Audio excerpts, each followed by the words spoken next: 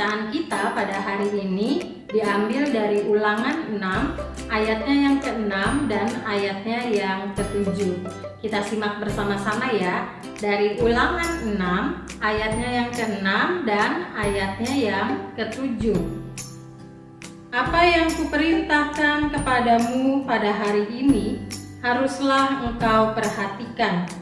Haruslah engkau mengajarkannya berulang-ulang kepada anak-anakmu dan membicarakannya apabila engkau duduk di rumahmu, apabila engkau sedang dalam perjalanan, apabila engkau berbaring, dan apabila engkau bangun.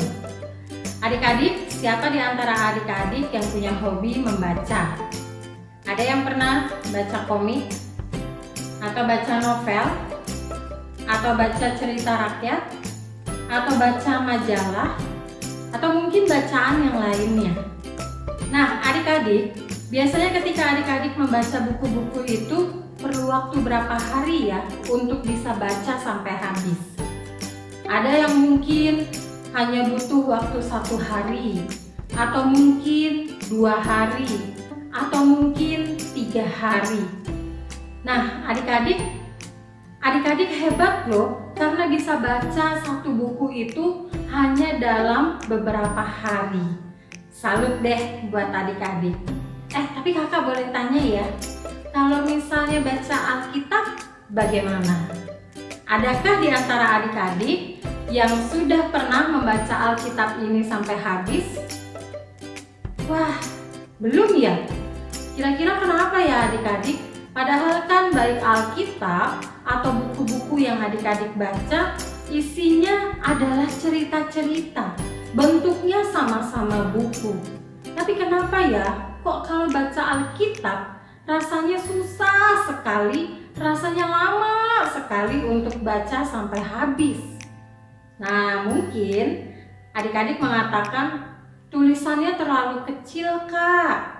Bacaannya susah dipahami, ceritanya nggak menarik, atau alasan yang lainnya.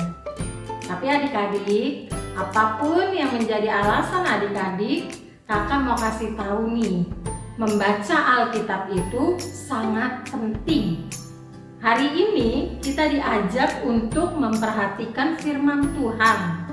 Tapi kemudian, bagaimana kita bisa memperhatikan firman Tuhan kalau adik-adik saja malas untuk membaca Alkitab?